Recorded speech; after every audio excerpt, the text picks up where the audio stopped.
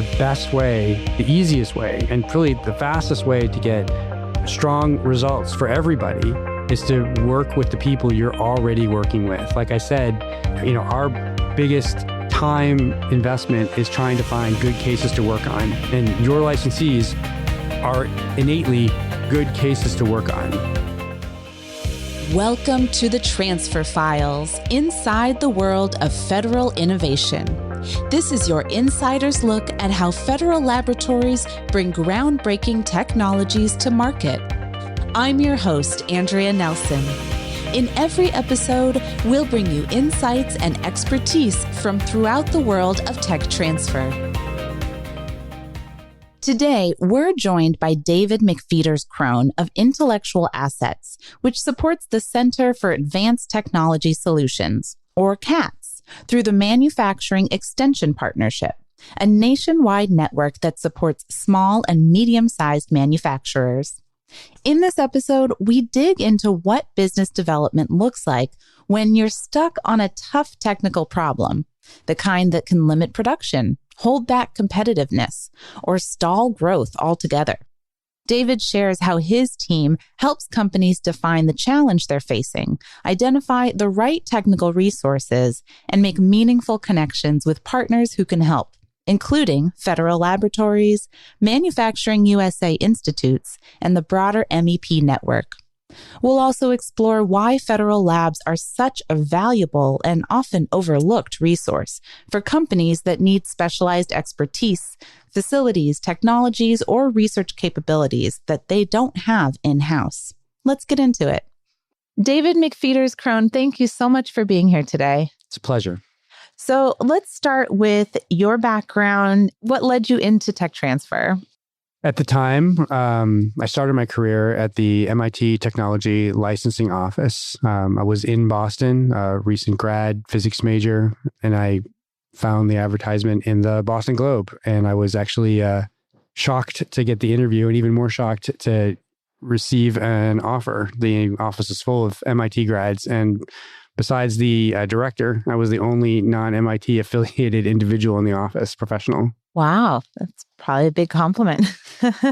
So you did come by way of the science and research route somewhat, or that background in your education. Correct. Yeah, I cut my teeth starting in a licensing office, doing licenses, dealing with intellectual property clauses within sponsored research agreements for MIT's technology licensing office.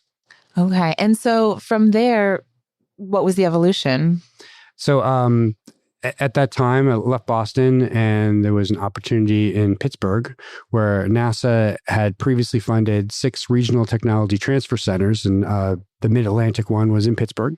And I serve as a director of technology commercialization for that organization, where we served NASA, specifically NASA Langley, helping them move some of their technologies out into the marketplace, as well as helping them find companies to work on Space Act agreements. And they also, at the time, were kind of egalitarian, and we looked at a lot of other technologies that came from the Defense Department. There were ton of solutions coming from MDPO at that time, which is the Missile Defense Group. Thank you for that. The first getting that acronym all spelled out. And so if I can diverge for just a moment, because I do know that you've been in this world for a long time. So what was the landscape of tech transfer at that point? How have you seen it sort of evolve since then? Well, somewhat surprising to me, in the early 90s, when I started at MIT, that's when the Bayh-Dole Act still had that new act smell. Things were still getting sorted out. There, sort of before FLC, there was AFTE, the American, Federal Technology Transfer Executives Group, and I had participated in some of that work. And it was really very, very new. People were not familiar with much of how to do licensing. Many of the same questions exist today because there's so much growth in the industry and turnover. And I think that it was a hard row to hoe because they were sort of making up some of the new rules at the time. The universities had some advantages because they had been doing this a little bit longer. But that started bleeding over into what was happening in the federal labs. At MIT, they ran a federally funded research and development center, Lincoln Laboratories. So we were able to help infuse some of the MIT process into that.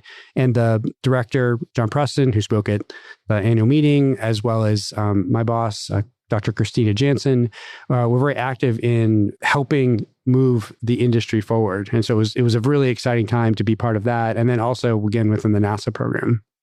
Absolutely. And so now, bringing us back up to present, what is your current role and organization? So I've been spending most of my time working within NIST's Manufacturing Extension Partnership. So for those who aren't aware, the MEP system is a group of centers, one in each state and Puerto Rico, with a mission of helping small manufacturers achieve operational excellence, everything from supplier scouting through lean process engineering to succession planning. Most of the work that happens in MEP is focused in that middle space, lean prescriptive work. And they do a fantastic job of identifying where a company could be more efficient. So typically, it has to do with one-piece flow, just in time, trying to keep your inventories under control, keeping your shop floor organized. And they do a very prescriptive way of helping people with their bottom line. My role, which is a separate nationwide contract, which we call CATS, which is the Center for Advanced Technology Solutions, is focused on helping companies with production issues that are related in some way to technology. And we solve all of those through partnerships. We're in our 5th year of this program. It's effectively a pilot program that's run out of the director's office. Technical term is it's just a special program. And we are then able to serve most of the country as projects come in. And we look towards research groups to help provide, if not the direct answer through technology, through the facilities, capabilities, expertise that exist within those labs. And so far, we've done about a half dozen CRADAs, but we've had dozens of interactions with the labs to help companies just move their process forward. Okay, tell me more then about, because you're very connected in the federal tech transfer ecosystem. So you're already doing work with labs, but where are you trying to kind of grow those touch points and go from here? So right now, we find our clients through our MEP centers within each state. We deal with other entrepreneurial assist organizations like SBDC and the Apex Accelerators. But what we're really hoping to do is sort of like double down in assisting the ecosystem around each laboratory. So by that, I mean licensees, CRADA partners, vendors of whatever sort. Just like everybody else we run into in the space, those individuals are likely having some of the same issues that we see from just the regular people that we meet at conferences. And in fact, it's my hypothesis that there's probably more of them because they're almost always doing something new for the first time.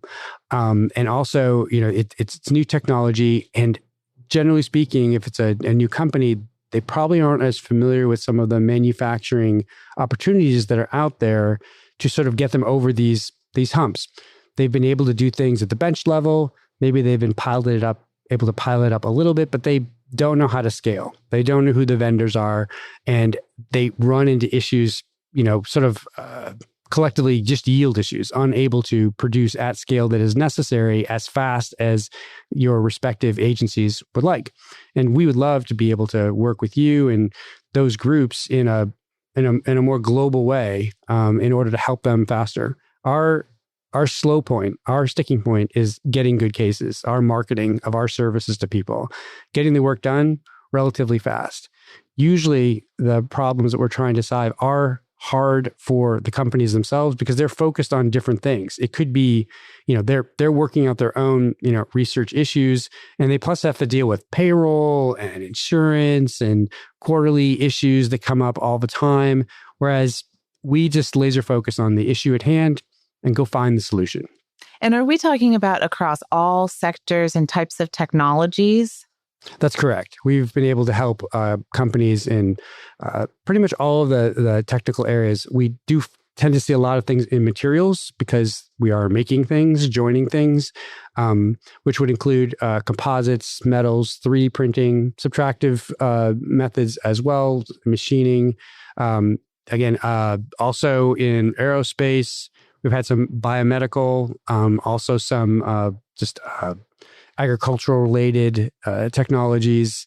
So really across the gamut. We haven't really run into an industry that doesn't degrade down into some sort of constituent part that we can address. I just want to point out that, we are not experts in all of these particular areas. Rather, we are just fearless, inquisitive technologists. We're willing to get our hands dirty to figure out what the issues are for the company and then go off and find that answer. So we are just a missile that's looking for a direction.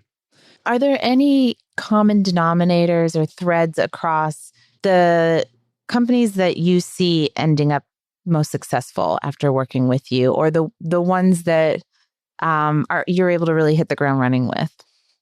It's obviously easier to work with more established companies because they have more of the other parts of the organization in place. Maybe they've been around longer. They've got their funding set. They kind of know who their customer is. It is nice and easier to deal with those particular companies where like the last straw is like, we just can't get the crank to run fast enough. But that being said, we see a lot of need with earlier stage companies as well. And our value add there is twofold. One, we're solving the problem, but more importantly, through the partnerships that we're creating for these companies, we're able to help them get over the hump for some of those other issues. For example, finding other partners or funding. It's a better story for one of these companies to say that we have a relationship with a federal laboratory or a university or just with another vendor to show that they're capable of working within, this commercial ecosystem responsibly. Many small companies have trouble sort of getting out of the shed, and we can help them find the right words to be able to make those things happen. The other thing that we do that I think is a little different than other entrepreneurial assistant groups is that we are devoted to the relationship. So if the relationship should happen, we work really hard to make, and that includes setting up the meeting, going to the meeting, taking notes at the meeting, and making sure that next steps are followed. And we'll stick around until either the relationship has been canceled, for whatever reason, it turns out not to be the right place to be, or it has sustained itself and is able to move forward. So in terms of CRADA world, that would be probably through scope of work, but indeed still making sure that agreements get signed. We are tenacious in making sure that the companies follow through and just get their reviews done and get the information back to the lab so it can work through that particular process. Are there any particular cases or success stories that stand out in your mind that maybe we don't want to name favorites, but that stand out? We'll stick with that. I do like the ones that have sort of moved to the CRADA realm. One in particular is a company that makes wax out of soy. And they had spent this is an example of a company that's got pretty much everything going, but their formulation was just not quite getting them to where they needed to be. It's effectively a manufacturing yield issue. They wanted to make the wax easier and more consistent in order to serve their customers. They also wanted to only use biologics in the process so they could fit within certain specifications for export. So trying to create a better product that still met the mission of the company. So they have an established CRADA right now with the USDA to do just that. So they're working with researchers to explore different formulations of the soy and seeing how it affects. There's perhaps the opportunity to look at some of the data with AI, but it's at this point, we're still early stage, just working through some of the various examples. Another great story, also material related, is a company that was making a composite air taxi. And they were a bunch of metal people, car people, and they weren't as familiar with making things out of composite. And they had a need for pultruding a composite wing spar. So that's the main member that kind of holds the wing together. And they had some ideas about how that might get done. I wasn't involved with what those ideas were, but there's a Manufacturing USA Institute called IACME, associated nearby with Oak Ridge, and then also a manufacturing demonstration facility also related to Oak Ridge. And we brought them to that group, and the group was able to quickly evaluate the three options and zeroed in on one that was not just likely, but one that they had equipment to be able to demonstrate and would likely cost them a lot less to do because of the way that the that particular organization was structured. So in that situation, the company was able to have save a lot of opportunity costs by not going down two dry holes, and also save money on the one that ended up working because it was a more cost-effective solution. Are there any trends that you're currently seeing in the landscape? Like you hear, all across, the country, there's a strong desire to shorten supply chains. And this is something we've been pushing on. So it's not just about finding someone right now who makes something, but it's about maybe bringing that technology in-house. So shorten the supply chains effectively to zero, or being able to enable your suppliers who make something similar to then be up-leveled with technology to be able to make the thing that you need. It is a long row, and it only works if every single part is actually made domestically or within arm's reach. But it's just like an elephant. You eat it by taking one bite at a time. And any changes that you see coming in the near or sort of near future? There's been increased emphasis in certainly shortening supply chains, domestic manufacturing, a lot of discussion about enabling small manufacturers to do more.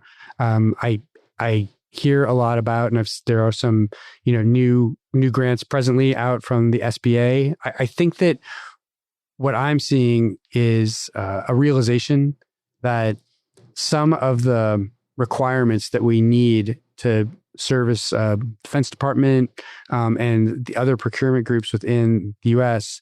is going to require more investment. It's going to require more effort. And some of those funds, I think, have already been spent. Honestly, I think that we have the capability in-house. So just making those connections happen. And of course, we're here today at the Federal Laboratory Consortium Conference annual meeting, and this is the premier event for making those connections to try and figure out where various bones are buried. And it's hard. It's really hard. I don't pretend to know where everything is, but I do feel like it's possible to get to everything in one skip and maybe two jumps between people. And so yeah, I think that realization is really coming to bear, and I'm hoping that the government follows through with its intent. And for our listeners in federal labs or those outside of the federal government, is there anything that you would like to say to them while you have the microphone? Absolutely. There are numerous other federal groups like the Manufacturing Extension Partnership, my program, the Center for Advanced Technology Solutions, and also the Apex Accelerators and the Small Business Development Centers that are very, very eager to help you fulfill your mission. And the best way, the easiest way, and really the fastest way to get strong results for everybody is to work with the people you're already working with. Like I said, our biggest time investment is trying to find good cases to work on. And your licensees are innately good cases to work on. We can't always help everyone with everything that they need, but we can get them over certain humps, and that will just allow them to focus on the other things. So we can just take things off their plate so they can be successful. And if they're successful because you've chosen them to do something for you, that must be fitting into some metric that you have. And that, that will go to either, the U.S. economy as a whole, or to the warfighter, or to, the agricultural industry, or the medical industry, wherever it is, someone is going to benefit because that is your job and why you guys are around trying to make America a better place. And how should people find out more or reach you directly? There's various groups we talked about. The Manufacturing Extension Partnership can be found at off the NIST website /MEP.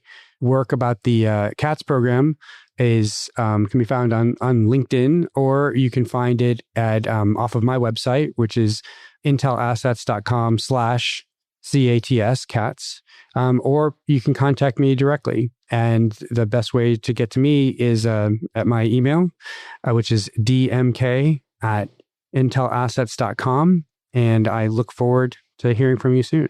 Great. And we will make sure that those links and your email are also in the show notes and on our episode page at federallabs.org. But David McFeeters-Krone, thank you again so much for your time and all of your insights. Thank you very much.